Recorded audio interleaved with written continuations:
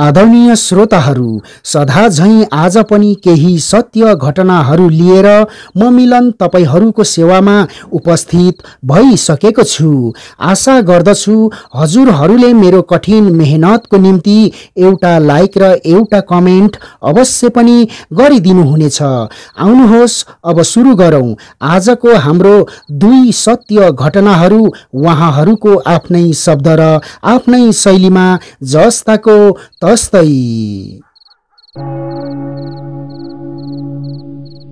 पहिलो घटना। सम्पूर्ण साथीहरूलाई म सुजन राईको नमस्कार। अनि मेरो घर चाहिँ मोरङ जिल्लाको टाँडी भन्ने ठाउँमा पर्छ। तर अहिले म वैदेशिक रोजगारीको सिलसिलामा कतारमा बस्दै आएको छु।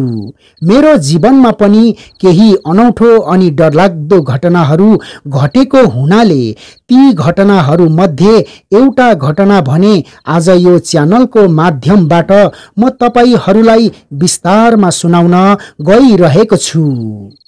यो घटना आजभन्दा 14 वर्ष अगाडि मेरो आफ्नै साथमा घटेको थियो। त्यति बेला म त्यस्तै 15-16 वर्षको मात्र थिए। त्यो गाउँ घरको गाउँले जिन्दगी निकै रमाइलो हुने गर्थ्यो। दिउँसो साथीहरूसँग गाई बाख्रा लिएर गोठालो जाँदाको पलहरू अनि काकाहरूसँग राति खोलामा पाहा समाउन जाँदाको त्यो क्षणहरू अति धेरै रमाइलो हुने गर्थ्यो त्यो बेलाको जिन्दगी। तर रमाइलो सँगै त्यो 15-16 वर्षको उमेरमै एक रात मेरो साथमा निकै डरलाग्दो घटना घटेको थियो। जुन घटनालाई आजको दिनसम्म पनि मैले भुल्न भने सकेको छुइनँ। एक दिनको कुरा हो, मेरो बाबा कामको सिलसिलामा चुली पोखरी भन्ने ठाउँतिर जानु भएको बेला कान्छा काका काकी र मेरो मम्मीहरूसँग रातको समयमा पाहा समाउन भनी म पनि खोलातिर गएको थिएँ। सबैजनाले हातमा राँको बोकेर एउटा सानो खोल्साबाट पाहा समाउन सुरु गर्यौं। तर त्यति बेला म चाहिँ सबैभन्दा पछाडि हिँडिरहेको थिएँ। अगाडि जाँदै गर्नु भएको काका काकी र मेरो मम्मीहरूले भने त्यति बेला पाहा त्यति धेरै भेटिरहनु भएको थिएन। तर सबैभन्दा पछाडि हिँडिरहेको मैले भने अचम्म लाग्दो गरी थुप्रै पाहाहरू भेटिरहेको हुनाले गर्दा मैले मात्र लगभग 1 झोला जति पाहा समाइसकेको थिएँ। त्यसरी पाहा समाउँदै हामी सबैजना लाहा खोलामा झरेपछि काका काकी मेरो मम्मी सबैजनाहरू सर्टकट बाटोतिर जानु भएछ। तर म भने केही अलमल परेर अन्ध्यारो खोल्साको घुमाउरो बाटो हुँदै जाँदै गर्दा अचानक मेरो नजिकै कोही मान्छे बोलेको जस्तो आवाज मैले सुने। त्यसै बीचमा मेरो अगाडि सेतो न सेतो भयानक दृश्य देखेपछि म त्यही ठाउँमा पल भरमै लट्टिएको जस्तो हुन थाले। त्यति बेला मैले चाहेर पनि काका काकी मम्मीहरूलाई बोलाउन सकिरहेको थिइनँ, किनकि त्यो पल मेरो मुखबाट एक शब्द पनि निस्कन सकिरहेको थिएन। त्यति बेला जुनेली रात भएको हुनाले गर्दा राँको र जुनको उजेलोमा त्यो भयानक दृश्यलाई मैले एकदम नजिकबाट नियालिरहेको थिएँ। तर मेरो आवाज भने त्यति बेला खै किन हो बिल्कुल निस्कन सकिरहेको थिएन।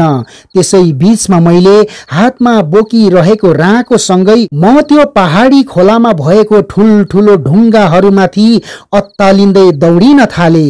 तर त्यति बेला मेरो लागि अचम्मको कुरा के थियो भने म दौडिएको नभई म त्यो ठुल्ठुलो ढुङ्गाहरूमाथि रहस्यमय ढङ्गले उडिरहेको छु या मलाई अरु कसैले उडाइरहेको छ जस्तो आभास भइरहेको थियो। किनकि त्यति बेला मेरो खुट्टाहरू जमिनमा चलिरहेको नभई मेरो दुवै खुट्टाहरू हावामा तैरिरहेको छ जस्तो मलाई लागिरहेको थियो। म सकी नसकी जोडसँग चिच्याउँदै निकै तल पुगेपछि म आपद विपदमा परेको थाहा पाएर मेरो कान्छा काकाले मलाई च्याप्प समाउनु हुँदा कान्छा काकाको शरीर पनि अचानक आफै काम्न थाल्यो। त्यसपछि सबैजनाले मलाई सम्हालेर लाँदै हुनुहुन्थ्यो। त्यसपछि त हामी भन्दा अगाडि अगाडि कोही मान्छेहरू जाँदैछ जस्तो गरेर त्यो खोलाको ठूलो ढुङ्गाहरूमा चिसो पाइलाहरूको एकदम ताजा निशानीहरू जताततै देखा पर्न थाल्यो।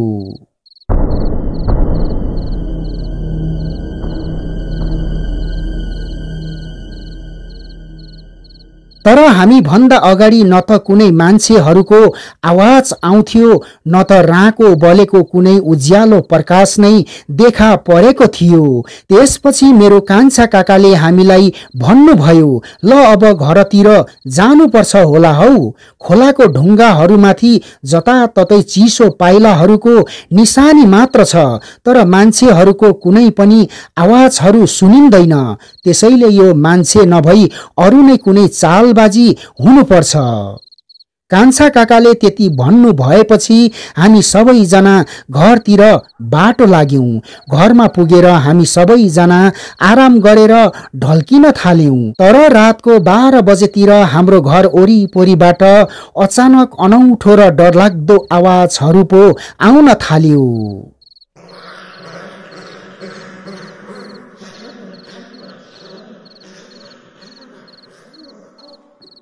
त्यो डरलाग्दो आवाजहरू आए लगत्तै एकाएक फेरि पनि मेरो मुखबाट आवाजहरू आउन बन्द भयो। मेरो आवाज आउन बन्द भएको थाहा पाउने बित्तिकै मेरो मम्मी भाइ बहिनीहरू उठेर मलाई लिएर साइला बडाबाउको घरतिर जानुभयो।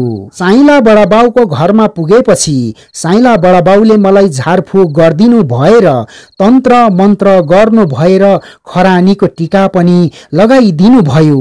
त्यसपछि मलाई राति केही हुने हो कि भनेर त्यो रात म साइला बडाबाउको घरमै सुतेको थिएँ। अनि मेरो मम्मी र भाइ बहिनीहरू भने घर फर्केर जानुभयो। मलाई त्यो रात हुन त केही पनि नराम्रो भएको थिएन, तर त्यो भयानक घटना पश्चात म सुनसान र एकान्त ठाउँहरूमा एक्लो दोक्लो हिँडुल गर्न नसक्ने गरी कमजोर भएको थिएँ। यदि म एक्लै कहीँ कतै सुनसान ठाउँमा गएको खण्डमा म एकाएक त्यसरी नै लट्टिएको जस्तो हुनुको साथै मेरो मुखबाट कुनै पनि शब्दहरू निस्कन सक्थेन। तर मेरो माइला बडाबाउ भने गाउँ घरको सिपालु झाँक्री हुनुहुन्थ्यो। त्यसैले उहाँले धेरै कुखुरा बाख्राहरू समेत बलि दिनु भएर मेरो उपचार गर्नु भएपछि मात्र म बिस्तारै बिस्तारै पहिलाको झैँ नर्मल अवस्थामा आएको थिएँ।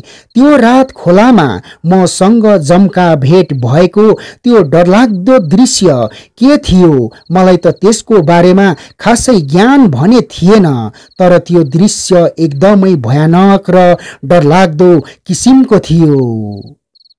मेरो माइला बडाबाउको भनाइ अनुसार भन्ने हो भने त्यति बेला मलाई वन झाँक्रीले लिएर जान लागेको थियो रे, तर केही कमी कमजोरीको कारणले गर्दा वन झाँक्रीले मलाई त्यति बेला लगेनछ। त्यो बचपनको डरलाग्दो घटना अझैसम्म पनि मेरो दिलो दिमागमा जीवित हालतमै गुम्सिरहेको छ।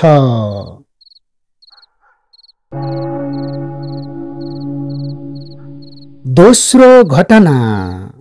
सम्पूर्ण मित्रहरूलाई म महेन्द्र तामाङको लासो फ्याफुल्ला नमस्ते।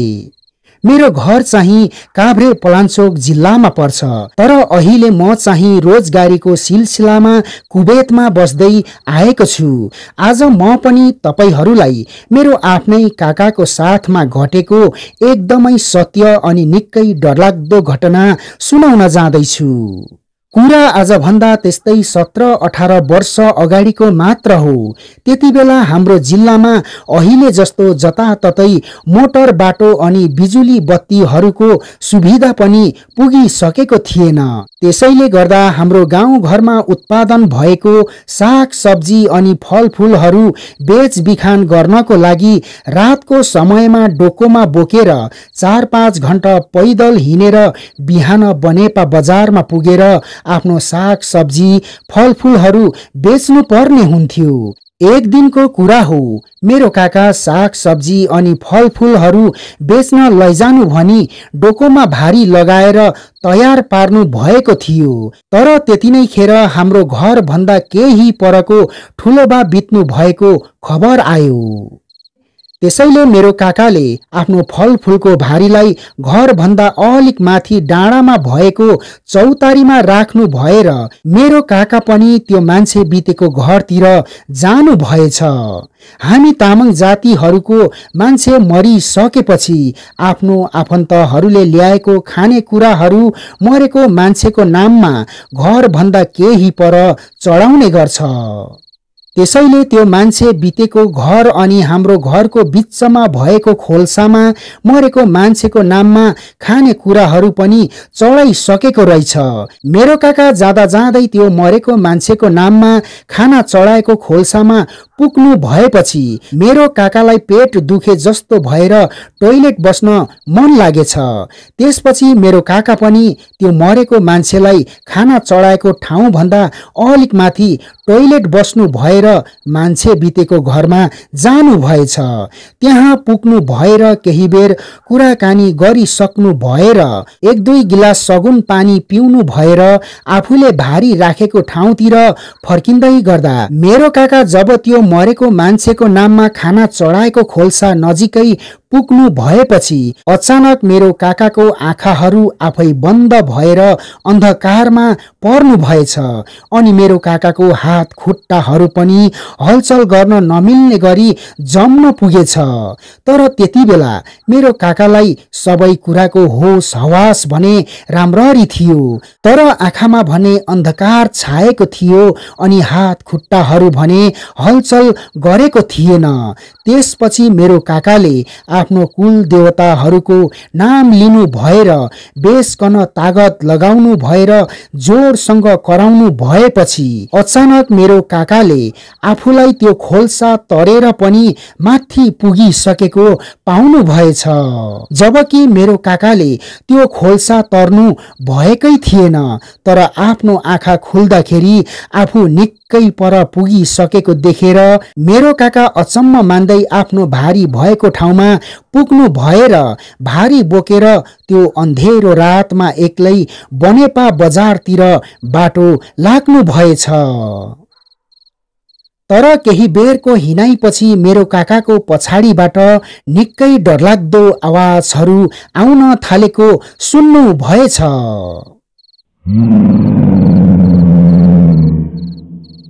मेरो काकालाई त्यो डरलाग्दो आवाज निकै नजिकबाट आएको जस्तो लाग्ने गर्थ्यो, तर मेरो काकाले पछाडि फर्केर हेर्नुहुँदा त्यहाँ कोही पनि हुन्थेन।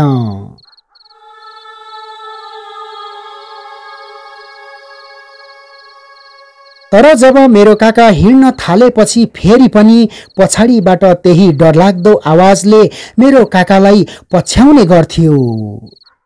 तर केही बेर पछि कता कता तामाङ भाषामा कसैले मेरो काकालाई तैँले किन यस्तो गरिस्, मलाई किन हेपेको, किन दबाको भनेको सुन्नु भएछ। तर केही बेर पछि त त्यो झार जङ्गलहरू सबै बट्टारिएर आएको जस्तो गर्न थालेपछि मेरो काकाले पनि आफूले बोकिरहेको भारी त्यही बाटोमा फाल्नु भएर डर भित्र लुकेको आफ्नो रिस पोखाउँदै झाडी भित्र ढुङ्गा मुडा गर्दै कराउन थाल्नु भएछ। त्यसपछि मेरो काका त्यहाँबाट सरासरी दौडेर घरमा पुग्नु भएर आफूसँग घटेको सारा घटनाहरू काकीलाई सुनाउनु भएछ। त्यसपछि काकीले धूप बाती गरेर काकालाई चोखो नितो पारेपछि काका सुत्नु भएछ। तर भोलिपल्टदेखि त काकालाई थामी नसक्ने गरी ज्वरो आउन थाल्यो। काकालाई त्यति धेरै थामी नसक्ने गरी ज्वरो आउन थालेपछि हत्तपत्त झाँक्रीहरू ल्याएर देखाउँदाखेरि हाम्रो काकाको सातो गएको कुरा झाँक्रीहरूले बताउनु भयो। त्यसपछि त 3 दिनसम्म लगाएर ठुलो पूजापाठ गरेर मात्र मेरो काका जाति हुनु भएको थियो। आदरणीय श्रोताहरू, आजको घटनाहरू तपाईहरूलाई कस्तो लाग्यो त? कृपया एउटा लाइक र एउटा कमेन्ट अवश्य पनि गरिदिनुहोला। पहिलो घटना पठाउनु हुने सुजन राई अनि दोस्रो घटना पठाउनु हुने महेन्द्र तामाङ, उहाँहरू दुवैजनालाई धन्यवाद भन्दै अर्को घटना लिएर चाँडै आउने बाचा गर्दै आजको निम्ति म मिलन बिदा चाहन्छु। नमस्ते, शुभरात्रि, जय नेपाल।